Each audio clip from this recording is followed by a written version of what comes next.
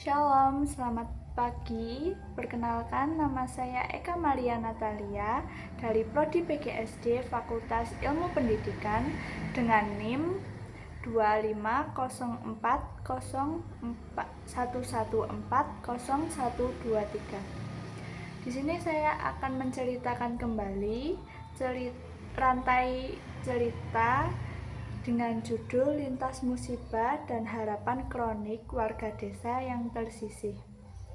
Dahulu kala, di sebuah desa yang digemparkan dengan kemunculan seekor buaya di sungai secara tiba-tiba mengejutkan warga desa. Dikarenakan fenomena ini jarang terjadi, dan kali ini buaya yang muncul saat itu adalah buaya yang berukuran lebih besar dari biasanya.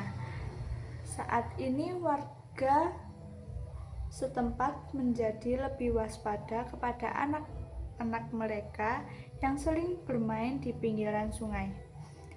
Suatu ketika ada seorang anak yang melihat keberadaan buaya tersebut, sementara orang tua anak tersebut sedang tidak berada di rumah. Mereka bekerja di ladang. Warga yang mengetahui bahwa anak tersebut dalam bahaya,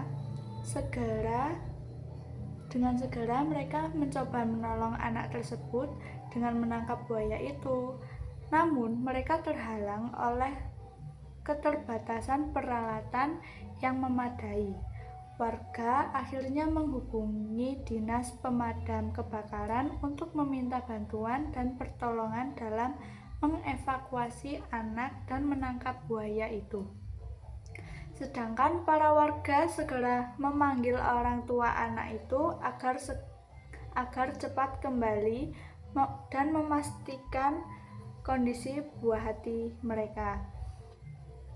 Setelah orang tua anak itu tiba, mereka segera membawa anak itu ke rumah sakit, dan beberapa saat kemudian para warga berdatangan menjenguk anak itu. Orang tua anak itu berterima kasih kepada para warga yang telah menolong anaknya, dan orang tua itu mengakui kesalahan mereka yang lalai dalam menjaga anaknya. Mereka khawatir dengan anak-anak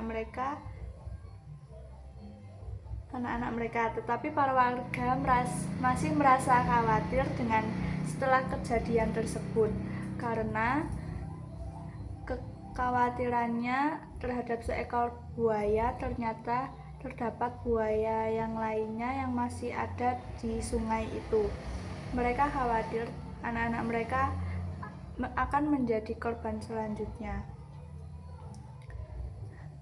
Maka dari itu, desa itu mengadakan musyawarah agar menutup total akses jalan menuju sungai yang selama ini menjadi sumber air utama dan tempat bermain anak-anak. Pada akhirnya para warga memilih untuk pindah ke desa tetangga yang jaraknya lumayan jauh demi mencari tempat yang lebih aman. Dengan pindahnya mereka di desa tetangga yang memiliki penduduk yang lumayan sedikit, dengan adanya warga yang pindah di desa itu, bertambah banyaklah warga yang tinggal di desa itu. Dengan banyaknya warga, anak-anak mulai bermain bersama. Mereka bermain di area ladang yang ternyata di sana terdapat ular yang mematikan. Hal ini terjadi saat ada salah satu anak yang terpatuk ular yang memiliki bisa. Setelah kejadian itu, para warga segera mengadu kepada kepala desa untuk mencari jalan alternatif yang lebih baik. Kepala desa menyarankan agar para warga pindah ke desa yang lebih aman lagi. Akan tetapi saat mereka semua telah tiba di sana, sumber air yang ada di sana telah tercemar dan banyak sekali jentik-jentik yang berkembang biak di sana. Dampak yang ditimbulkan yakni banyak warga yang masuk ke puskesmas karena terkena demam berdarah denggi atau biasa disebut DBD. Setelah terjadinya masalah yang menggemparkan ini, warga pun dengan inisiatif membangun saringan air dari PDAM sebagai solusi sumber air lainnya. Di sisi lain, yang mereka tinggalkan di desa awal merupakan peninggalan leluhur, sehingga warga mulai merasa dihantui oleh arwah nenek moyang mereka karena mereka berpikir bahwa mereka tidak becus untuk merawat dan berada di desa sana. Sehingga warga pun sesegera mungkin pindah kembali ke desa itu dan kembalilah warga menuju kehidupan yang lebih damai di sebuah kota. Akan tetapi ketenangan itu tidak berlangsung dengan lama.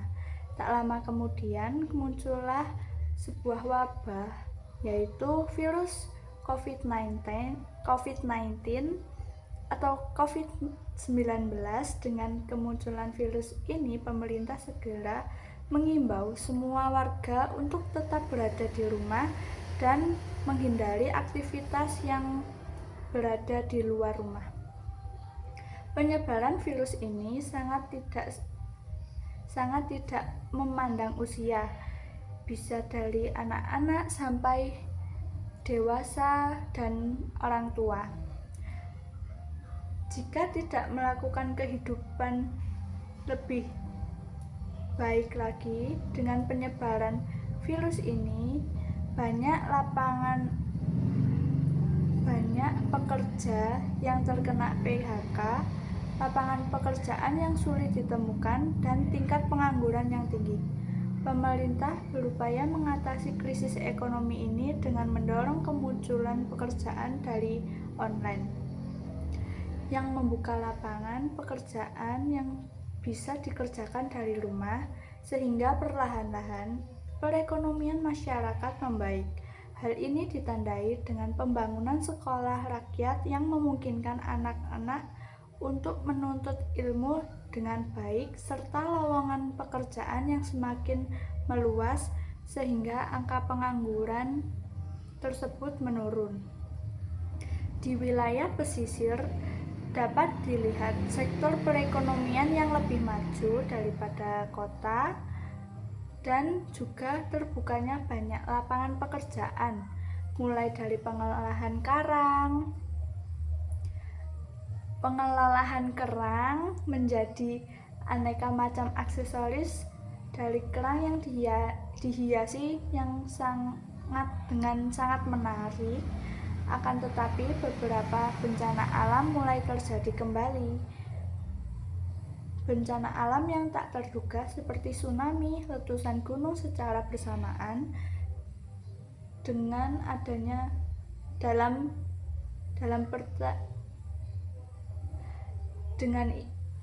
bencana alam ini, warga terpaksa untuk mengungsi ke dalam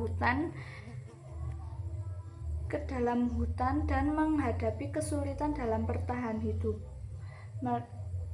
Mereka akan hidup seperti zaman dahulu kala yang memburu hewan yang ada di dalam hutan. Mereka juga menanam padi, umbi-umbian, dan menanam berbagai jenis tumbuhan yang bisa dikonsumsi.